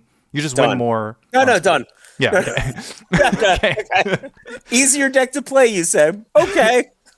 Well, I guess I don't have Gaia's Blessing. I think you're pretty good at casting Meddling Mage. Like, I think you're a Meddling Mage therapy guy, right? Yeah, it's weird. I'm like an excellent therapy player, but I'm just so critical of the fact how much BK loves therapy. Like, he does like overloves Wall of Roots and therapy so much, so I'm just like drives me crazy. But like, I'm like, why is this driving me crazy? These are good cards, you know. Like, I think therapy is like, I mean, therapy is probably the best black card in the format. This is what I'm saying, Lanny. I'm like, Yeah. I think unfairly critical of BK because he puts. Well, I would put Wall of therapy. Roots in BK's deck. Like Look at all of his decks. Sorry, Wall of Blossoms. I would put Wall of Blossoms in BK's deck. Number 4, you mean? It's a I therapy. would not have Wall of Roots in his deck. Okay, yeah, I know, but you invented not blowing up your own shit with Pernicious Deed. Yeah. Right? So, like, it is weird to me that his deck has 3 Wall of Blossoms, 4 therapy. Like, that's peanut butter and chocolate right there. Yeah, you know? yeah. Like, so I'm like, but he just loves some of these cards in certain combinations, and it works for him, I guess. Well, No, but like his PSS deck that had like Mesmeric Fiend, no duress, therapy, and like Mesmeric Fiend therapy isn't even a good combo, is it? Like you just kind of like see and then don't miss, but you lost the creature advantage. Like it's. I mean, it then moved on to like he played 4 Mesmeric Fiend in his Survival Rock deck, and the strategy was use Mesmeric Fiends and then sacrifice them to the discard guy. Yeah, but you said I get it. He plays like progressive game plans. Do you still play Marvel Snap? Negative. No, neither do I. Right? Like it took me a long time to understand because I was very good at playing hyperlinear Marvel Snap decks. I just played discard or something. Points decks. Yeah, but like, and then I would always get mad when I lost to someone who's just like doing some crazy thing on an extra turn. And then it took me a while to understand that like this was just an entire class of Marvel Snap decks that were not linear. They were like they're just playing combo decks and they're like setting themselves up for a combo and they're doing it with cards that are not in my collection, right? Like that was like kind of an unlock for me, and then I stopped playing Marvel Snap. But I think like BK is in a similar situation where he's just setting up for a progressive game plan that is not obvious to the average person. I think that he has too much King 6 in his range. Like, I think that the problem with these mid-range decks... So, to introduce another poker concept, there's tight ranges. You're playing your aces, kings, and ace-king. And there's loose ranges. You're playing any 2 cards, right? And whether or not you should play a tight range... And by play, I mean... try to see the community cards, right? So if you get dealt a hand, before you put any money in the pot, unless there's an ante in play, you can fold that hand. So you can be like, I have no interest in playing trash hands. And so then you'd be like, well, Lanny, why wouldn't you only play aces, right? And the answer is there's blinds and sometimes antes. So the perfect algorithmic play to play poker is to play exactly the right amount of hands so that you win the blinds and antes, but you're not leaking. You're not like giving up money by showing up to a hand where you have a lot of weak stuff and your opponent has a lot of strong stuff. So it's actually a really good analogy for decks like the Rock, and why I'm more supportive of decks like Grotto, even if people are telling me that it's the Rock. And my answer is just like, there are simply not enough good cards in the Rock, and there's not enough good synergies. And so you kind of, I had it in my mind. I was like, I kind of want to message Sam Black, because I was just kind of like, the way you talk about your decks, you're like, I want to never lose to somebody who's worse at Magic than me. So I'm going to put all these tools in my deck so that I like can't be exploited. And I was just like, wait, but isn't that just the Rock? And I was like, but that's what we're always trying to do. We're trying to give ourselves the best possible the best possible range. And then so this kind of intersects with, this intersects with like this other thing, which is just that like some people are very, very comfortable playing certain kinds of hands. So you could go out there and you're like, I'm the 9-10 suited god, right? I'm like the blue-white landstill guy. Like I know that most people, if you give them blue-white landstill, they can't eke a win, right?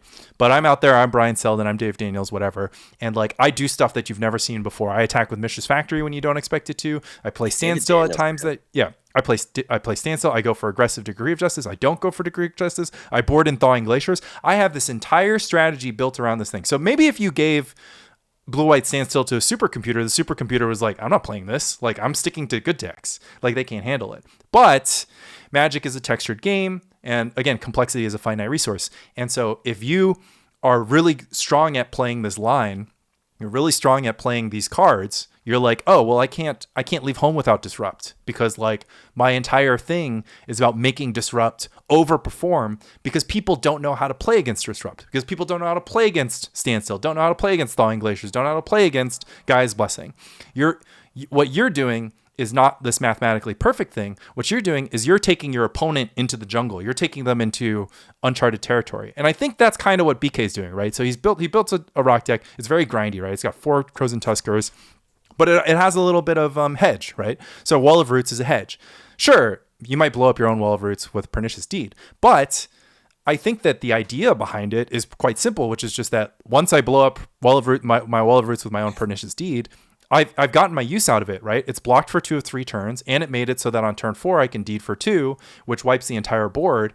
And honestly, the play pattern is pretty solid, where you always want to deed on your opponent's end step, right? Because it's deed. It's like a time walk. It's a time walk, right? But what happens during that end step? What happens the turn before that end step happens? Like, well, your opponent attacks. You take extra damage, yeah. Exactly. And so Wall of Roots hedges against that damage. So you're saying BK is a genius. I think that BK is, and we should convince Sam to take his local Maxima article off a certain paywalled website that is from an individual that we don't fuck with anymore. But it is the intersection of 2 things. It's the intersection of this local, like I'm doing what I'm good at, and I am trying to be unexploitable kind of thing. And so the sum of what ends up happening is the final thing here is that in poker, there are people that know. They get in there and they're like, I'm gonna play this hand. I'm gonna play a hand that's trash, right? And they play these hands because they are so good at reading their opponent. It doesn't matter what their cards are, because their opponents are so bad, and they're gonna make money if they're playing against opponents that they know are worse than them. So it just doesn't matter that Jack 4 isn't that strong. It doesn't matter that King Jack suited, you probably shouldn't start raising it off, right? But if you're a strong player and your opponents are weak players and they fear you, or they don't know how to adapt to certain situations, like one of the things that happens in poker, right, is like if you notice your opponent is raising off trash hands, then you can annihilate them, right? But you have to catch on to them, and annihilating them means taking big risk yourselves. So if you're sitting there and you like to play these sort of like mid-range uncrackable decks that are maybe slightly weaker than Dreadnought or Goblins or Survival Elves or whatnot, like that can still work to your advantage, because like, one, if they've never seen your deck before, right? Like if you're playing against BK's Crows and Tusker Rock and you're like, oh, I've got a good Rock matchup, and then all of a sudden he starts playing he plays Genesis, and all of a sudden you're like, oh, I don't. Oh yeah, I beat a burn deck because I just went Genesis Ravenous Baloth Lock in game 1. Yeah, and he's just like, what should I have done? I'm like, you used a burn card to kill a Genesis to get damage in on that turn, but that costs you 12 life in the long run, right? Like you shouldn't have done that, you know. And this is also what separates great Magic players, right? So that at the end of the day, we asked Sam that question, like, well, what happens if you play against somebody who's good? And he's like, well, then I won't win. or I might win. He thinks his Allurin deck has more average equity than Dreadnought, and he thinks it has the advantage heads up against Dreadnought. Yeah, he did say that, which I thought was interesting, because the Allurin deck is very polarized, and it certainly has matchups where no matter your skill, or matchups or draws where no matter your skill, Like you won't be able to play I out of don't it. know if I'm good enough at some of these decks, but I love a deck that just slams down a card and makes your opponent lose. Yeah. I love it. I mean, I've always loved like a cephalid breakfast, a splinter twin. Well, you know what that is? That's going all in pre-flop with ace king.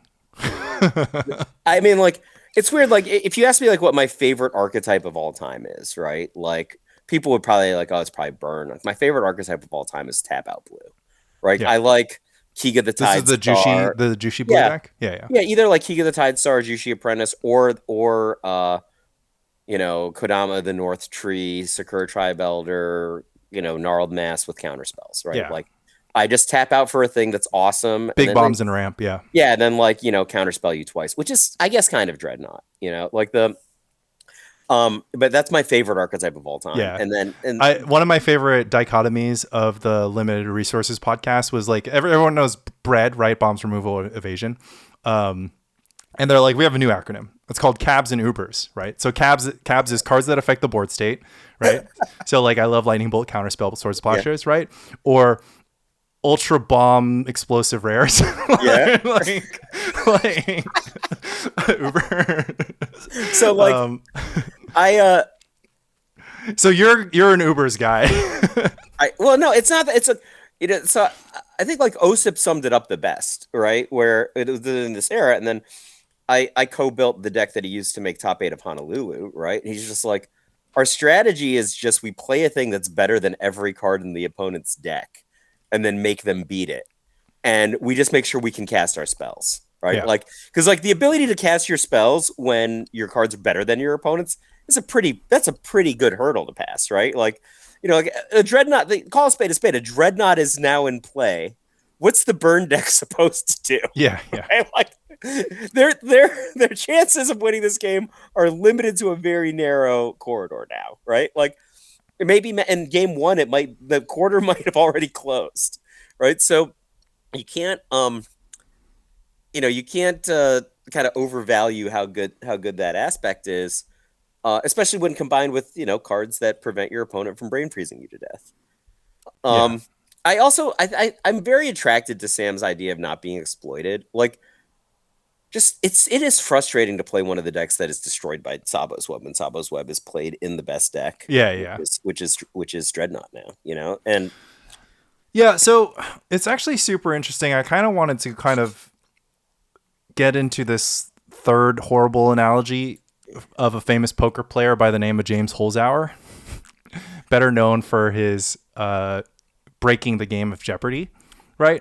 So for people, Jeopardy, but for people who don't know James Holzhauer, it used to be in Jeopardy, you would take the $100 question, the $200 question, the $400 question, the $800. You would take the questions in order from hard or easiest to hardest.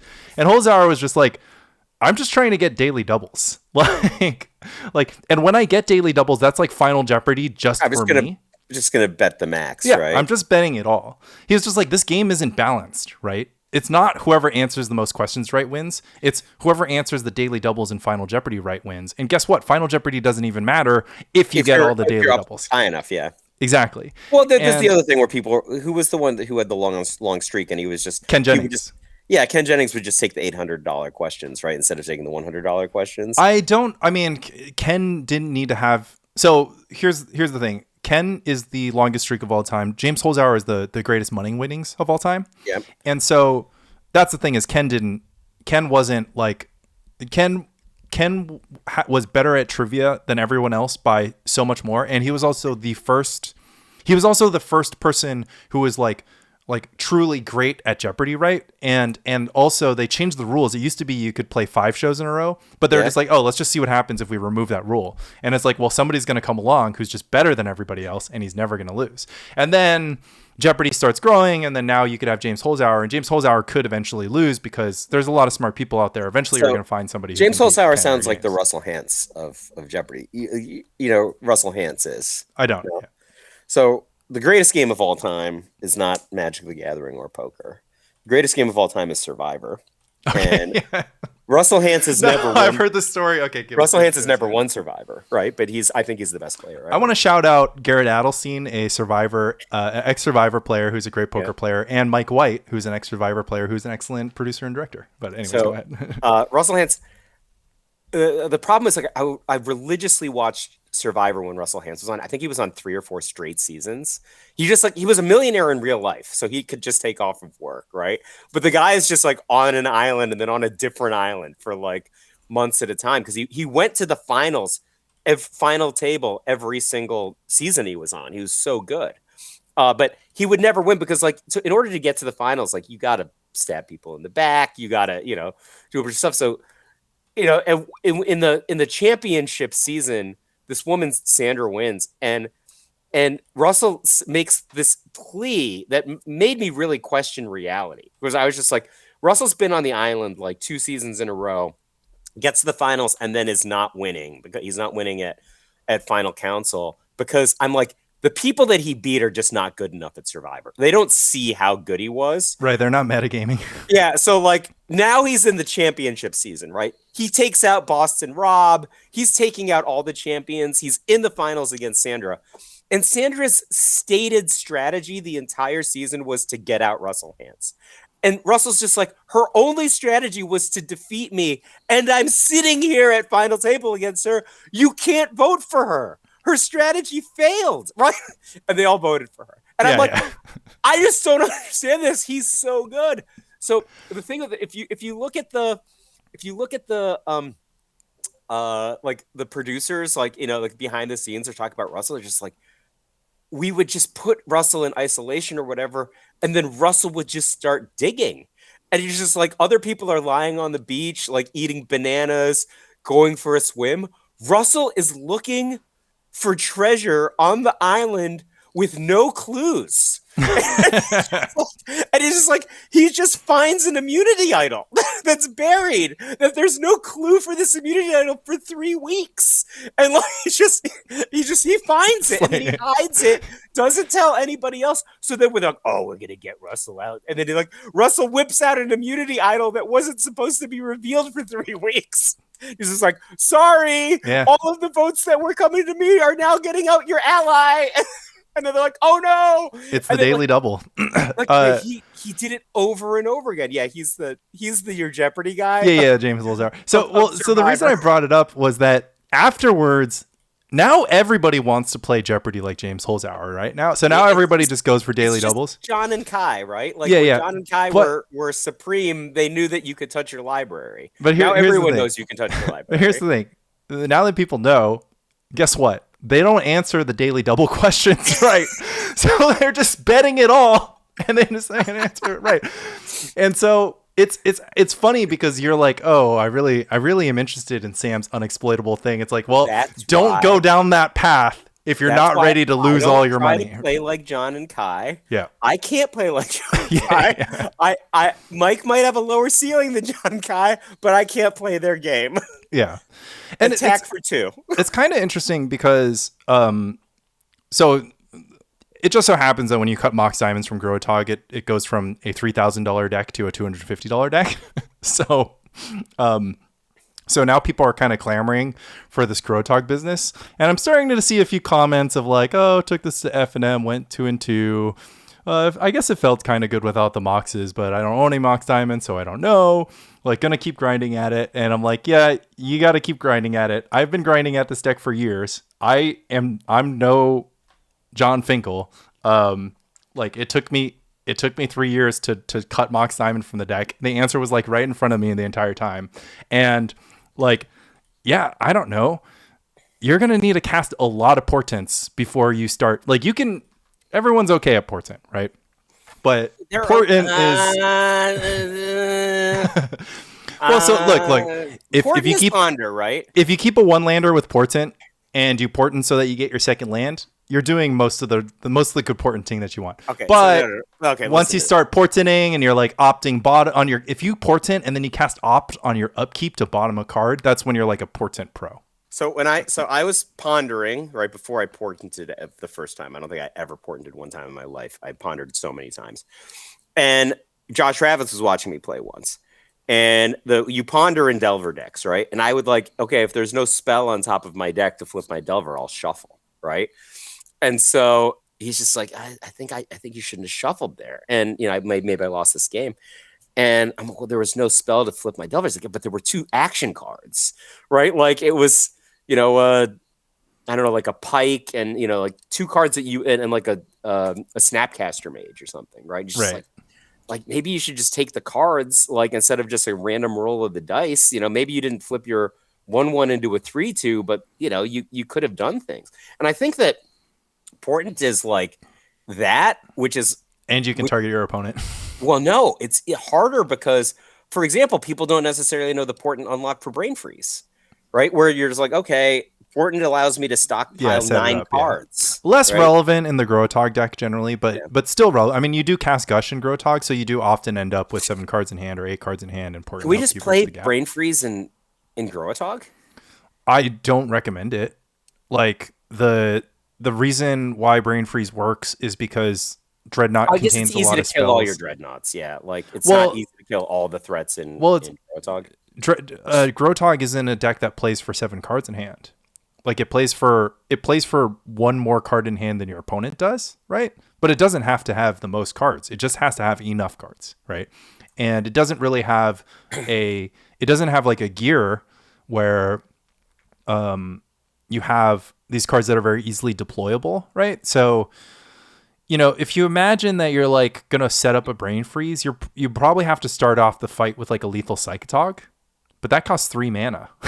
So how many more spells are you going to cast, right? And for what it's worth, if you did have this Brain Freeze plan, using Mox Diamond as a 0 and acceleration might be pretty relevant. This is too confusing. All right, Lanny, here's the thing. It's 410 now.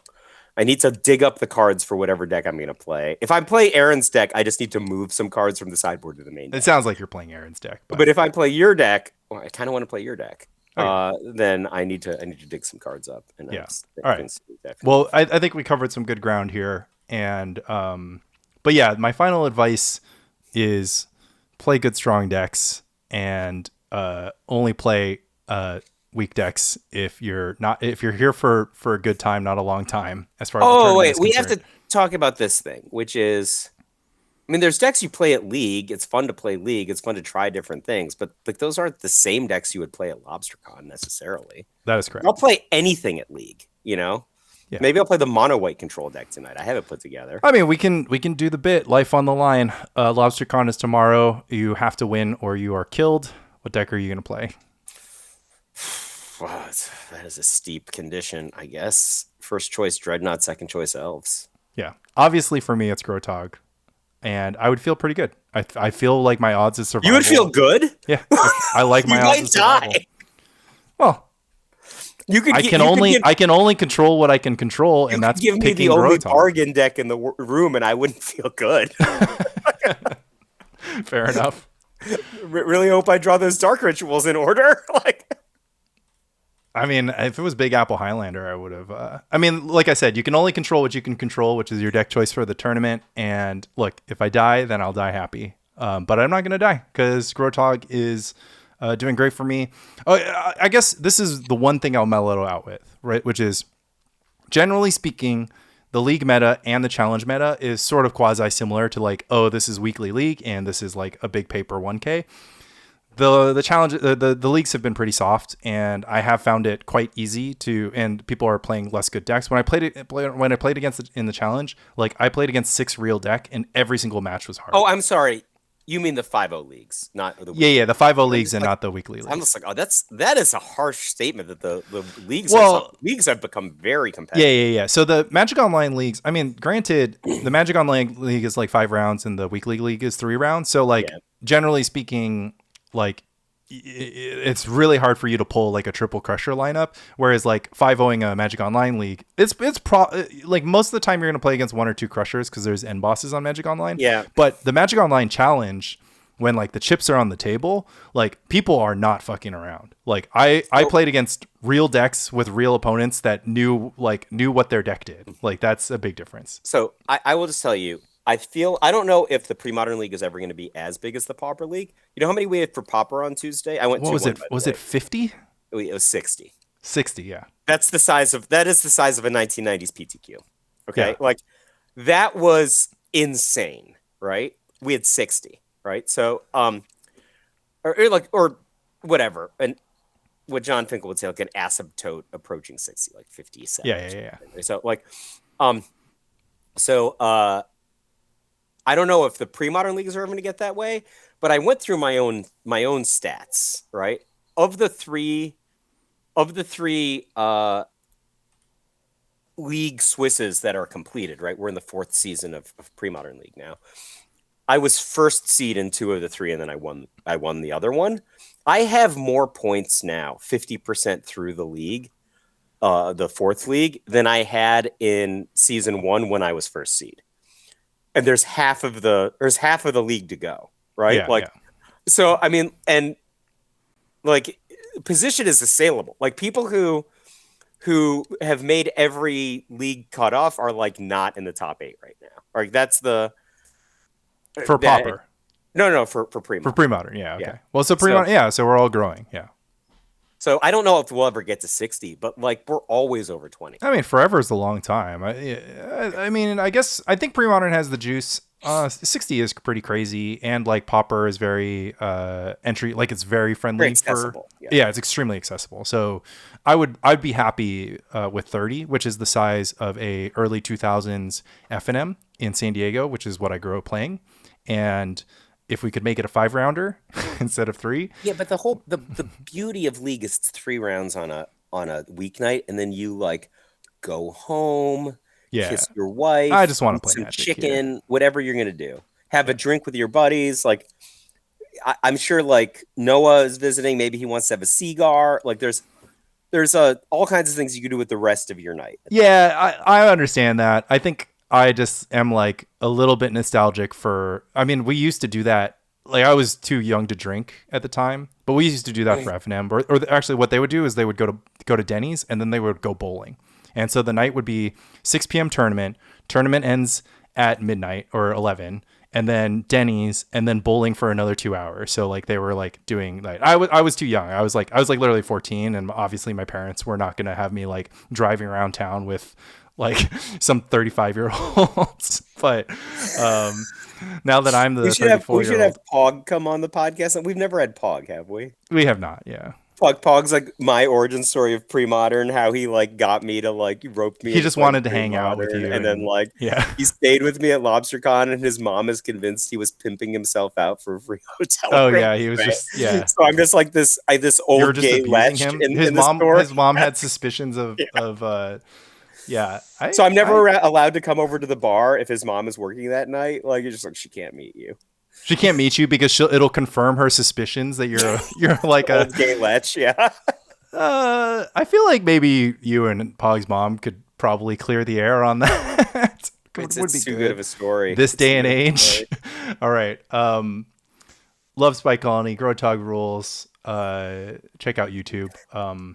I've had a few I've had a few like 2-hour chunks where I can pump out a league. So the YouTube is popping. And yeah, like I said, if you know somebody who vends pre-modern cards and wants to kick us back or give us a store discount or something. My Gaia's Cradles. I mean, I know like a bunch of people have been buying Grotto cards. They're not expensive, but they've been doing it. Like Roland found me a buyer for my foil Japanese Grim Monolith, and then he backed out. It was like annoying. Yeah, I mean, that happens. It's like a big deal. It's a big trade. Yeah, so he's just like, I don't have the money for this right now. I'm like, well, why did you have me bring the card? You just wanted to look at it. now I have to cart the card back. All right, serious buyers only. Foil sealed Gaia's Cradle. Serious buyers only. So we're looking for 5 figures or something, or whatever market price is, I'm sure will be reasonable. Or trades for more cards for Lanny to borrow. Love Spike.